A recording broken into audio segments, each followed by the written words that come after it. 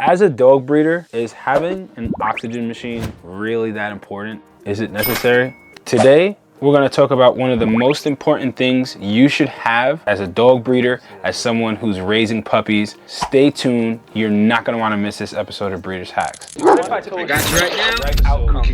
What's going on, Bully fam?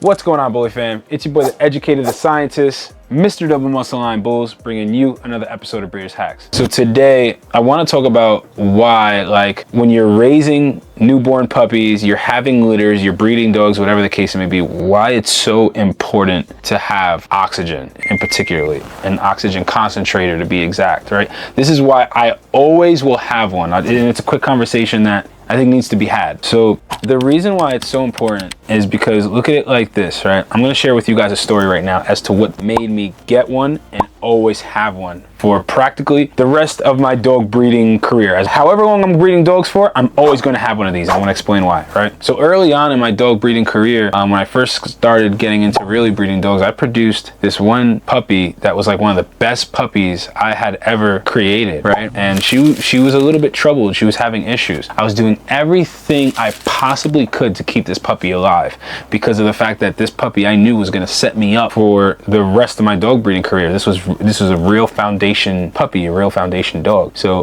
what ended up happening was the puppy kept turning purple. It was losing oxygen. You could tell by the capillary response and by the puppy turning purple. We had the puppy in the incubator trying to warm it up, trying to do everything we could. I mean, you're talking about lactated ringers. So we were giving IV fluid, around the clock antibiotics, feedings, not only feedings, but we were tube feeding. We were also, the list goes on. We were doing so much, everything we could for this puppy. Something told me, I said, you know what, with this particular puppy, I don't know what it is. Let's go to the vet, right? I'm never opposed to going to the vet, right? So we go to the vet and the vet puts the puppy in his incubator. I had my own at the time. He puts the puppy in his incubator and he turns on the oxygen, and behold, the puppy starts breathing better again. The puppy becomes less purple and is pink again, right? Newborn puppies, you usually want to see pink.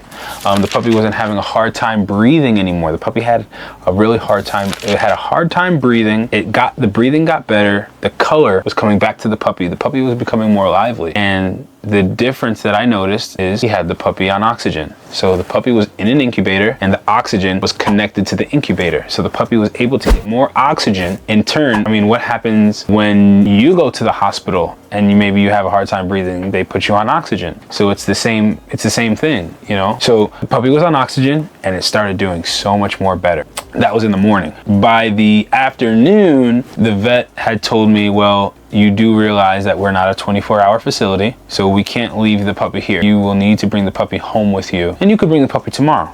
I said, okay. I go to pick up the puppy that afternoon, happy and glad that the puppy's doing better. And sure enough, when the vet takes the puppy out of the incubator and gives me the puppy's starting to lose color again. The puppy's starting to go back to having a hard time breathing and being more a little lethargic. So what winds up happening is the puppy passes away on me before I could even make it back home. Before I even get to my house, the puppy's already dead. So to me, I said, you know what? I'm not gonna make this a complete loss. I'm gonna turn this into a lesson. And the lesson that I learned from that is I said, you know what? I'm going to go ahead and get me oxygen because I know oxygen can literally be life-saving.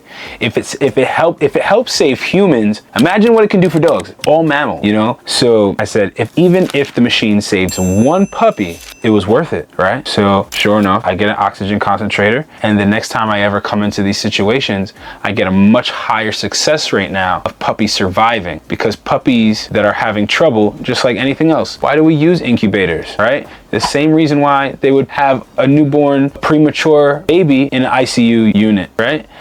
To monitor, to give anything that it may possibly need because it's having a little bit of a rough start at life. So oxygen is a huge one, and it'll help the puppies breathe better. Some people, whether the puppies are healthy or not, put them right on oxygen right away. I don't particularly do that, but some people do, and they claim that they have a lot of success. So for me, I just said I will never lose another puppy ever again to not having oxygen. Because then I sit back and I say, well, you know, if there was a way to keep the puppy on the oxygen, maybe that puppy would still be here today. So that was the lesson that I learned, and I got an oxygen concentrator, and like I said, my success rates went through the roof. I had a lot more puppies survive much longer and thrive because, yet again, they had what they needed. That was my missing piece and the key. Having an oxygen concentrator, not an oxygen tank where people make that is something that you have to go get refilled. If you get an oxygen concentrator like the one I have right here, it creates oxygen itself through the air that it's in. From the outside air, it converts it into oxygen for you,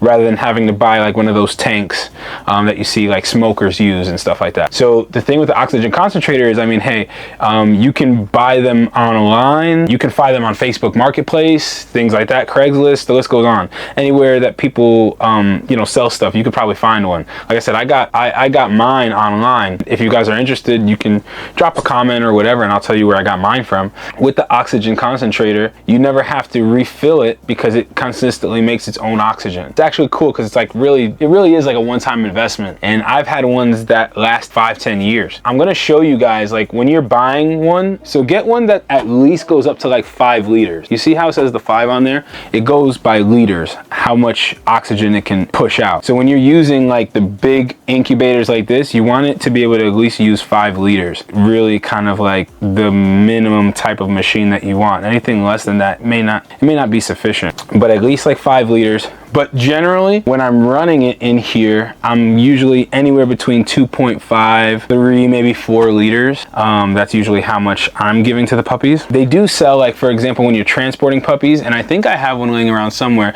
they have what's called like that Oxy Boost or something, where it's literally a can that you can spray while you're on the go with the puppies. So that's something you could look at getting too. I always keep at least one of those cans. When it comes to the oxygen concentrator, what I would suggest is, if you're looking to buy one of the things that you want to look at is to make sure that it obviously works.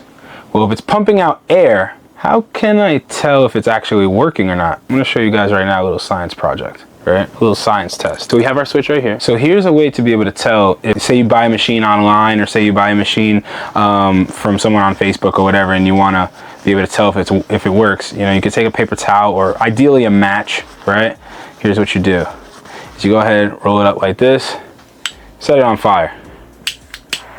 All right, so you go ahead and light it up, and you see how got that little bit of a flame. Well, we're gonna blow it out, right?